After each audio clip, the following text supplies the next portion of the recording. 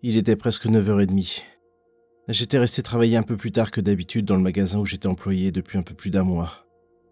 La période des fêtes approchait et les rayons ne désemplissaient pas de clients qui débordaient de questions en tout genre sur tel et tel produit. J'avais la chance de bidouiller un peu en informatique, ce qui me permettait de donner l'impression que je maîtrisais mon sujet et ainsi vendre plus facilement le bon produit. Les gens ont tendance à faire aveuglément confiance quand la personne en face les noie sous des termes barbares. Et je dois avouer que j'éprouvais un malin plaisir à jouer à ce petit jeu. C'est d'ailleurs ce pourquoi j'ai fini si tard ce soir. J'étais resté après la fermeture avec un client pour lui faire acheter un Chromebook pour son fils, qui faisait des études de psychologie. Si j'avais su ce que ça allait me coûter, je ne serais pas resté si longtemps à étaler ma science. Je n'aimais pas rentrer de nuit, mais encore moins à une heure si tardive, où les rues sont totalement vides. J'ai toujours eu peur de faire une mauvaise rencontre, car je ne savais pas franchement me défendre. Mais je n'étais pas prêt pour ce genre de rencontre. Lorsque j'ai quitté le magasin, la rue était calme, comme figée dans cette ambiance glaciale de l'hiver. Je n'habitais pas loin, j'avais seulement 5 minutes de marche pour rentrer. Mais ces quelques minutes peuvent paraître une éternité dans une telle ambiance. Je me sentais oppressé par toute cette obscurité. C'est alors que je me suis engouffré dans cette ruelle qui faisait la jonction entre deux rues, afin de m'éviter de faire un long détour. Il y avait cet homme qui marchait à une dizaine de mètres en face de moi, vêtu d'un épais manteau et d'un chapeau. D'un côté, ça me rassurait de savoir que son âge sûrement avancé ne faisait pas de lui une menace. Machinalement, j'ai baissé la tête vers mon téléphone pour regarder l'heure.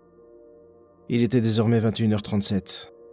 Mon sang s'est figé lorsque j'ai relevé la tête et que j'ai vu que l'homme qui se tenait devant moi avait disparu. Il ne pouvait pas avoir déjà traversé la ruelle. Il devait lui rester une vingtaine de mètres à faire, et je ne l'avais pas entendu courir ni accélérer le pas. Il me semble même que ses pas s'étaient brutalement arrêtés lorsque j'ai regardé mon téléphone. Je me suis mis à marcher de plus en plus vite pour rejoindre l'autre bout de la ruelle et ainsi regarder des deux côtés de la rue pour voir s'il s'y trouvait. Mais la rue était vide. Il n'avait pas pu non plus rentrer dans un immeuble, car aucune porte ne se trouvait dans la ruelle. Et la rue sur laquelle elle débouchait était uniquement constituée de magasins, qui étaient tous fermés à cette heure. Soudain, des bruits de pas dans la ruelle dont je venais de sortir m'ont fait me retourner. C'est alors que je l'ai vu, cet homme, à quelques pas de moi, s'avançant. Il était semblable en tout point à l'homme que j'avais vu précédemment. Mais ça ne pouvait pas être lui. La ruelle était vide. Je n'avais pas pu le dépasser. J'étais sûr que la ruelle était vide, et il n'y avait aucun autre endroit où il aurait pu aller. Mais d'un autre côté, si quelqu'un d'autre avait emprunté cette ruelle, il n'aurait pas pu se trouver aussi rapidement à l'autre bout. Mon esprit était totalement confus. L'homme a continué de s'approcher, et a levé son bras vers moi, et a commencé à me pointer du doigt en marmonnant. « S'il vous plaît. » Son visage, que je distinguais à peine, avait un air cadavérique. La peur me saisissant, j'ai pris la fuite face à cette situation totalement surréaliste. J'ai couru, sans m'arrêter, jusqu'à chez moi, et une fois rentré, j'ai verrouillé ma porte à clé à peine celle-ci refermée. Je me doutais qu'il ne pouvait pas me suivre après le sprint que j'avais piqué. Mais son apparition était tellement irrationnelle que j'étais même prêt à le voir m'attendre dans mon appartement. Et je dois dire que je n'étais peut-être pas très loin de la vérité. À peine avoir eu le temps de retirer mon blouson, l'interphone a retenti, ce qui m'a fait sursauter. Je ne savais pas si je devais répondre, au risque d'entendre à nouveau cette voix effrayante, ou ne rien faire, mais passer la nuit à me demander si c'était pas lui, et l'imaginer rôder, à m'attendre. Je sais que c'est débile, un vieil homme comme lui ne pouvait rien me faire, mais il dégageait quelque chose qui me terrifiait.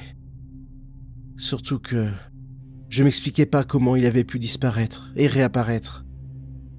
Mon esprit cartésien me disait qu'il y avait bien une explication rationnelle, et que mon état de stress avait brouillé ma perception des choses. L'interphone me fit sursauter à nouveau. Je ne pouvais plus l'ignorer. Mais pourtant, je n'attendais personne. Allait-il sonner jusqu'à ce que je décroche? J'ai décidé de prendre mon courage à deux mains. Et j'ai décroché le combiné. Bonsoir, je suis votre voisine du dessus. J'ai oublié de prendre mes clés en sortant mes poubelles. Vous pourriez m'ouvrir, s'il vous plaît? J'étais tellement soulagé que je l'aurais presque remercié. J'avais fini par me dire que je m'étais fait toute une histoire à partir de rien. L'interphone s'est mis à sonner de nouveau. Et la peur ne s'est pas fait attendre pour revenir. Mais je me suis dit que mon esprit était tellement autre part que j'avais peut-être simplement oublié d'appuyer sur le bouton pour ouvrir la porte.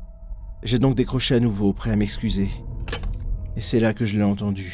S'il vous plaît. Non, je devais rêver, c'est pas possible. Ça ne pouvait pas être lui. J'étais sûrement victime d'une hallucination liée au stress. J'ai raccroché aussitôt l'interphone. Et je suis resté figé un bon moment, sans rien faire, incrédule. Des coups se sont fait entendre sur la porte, ce qui m'a fait reculer. Je me sentais comme dans un cauchemar. Rien ne semblait réel. C'est alors que j'ai entendu à l'autre bout du couloir sa voix. S'il vous plaît. Une silhouette reconnaissable se dessinait dans l'obscurité de l'entrebâillement de la porte située à l'autre bout du couloir. S'il vous plaît. Un homme vêtu d'un épais manteau, avec un chapeau sur la tête. C'était pas réel. Ça ne pouvait pas être vrai. Il commençait à s'approcher de moi, S'il vous plaît. comme il l'avait fait dans cette ruelle, levant son bras vers moi, comme pour m'agripper. M'emmener avec lui sûrement. S'il vous plaît. Je reculais au fur et à mesure qu'il avançait. Et arrivé près de la porte, j'ai pris tout le courage qui me restait, je me suis retourné et je l'ai déverrouillé.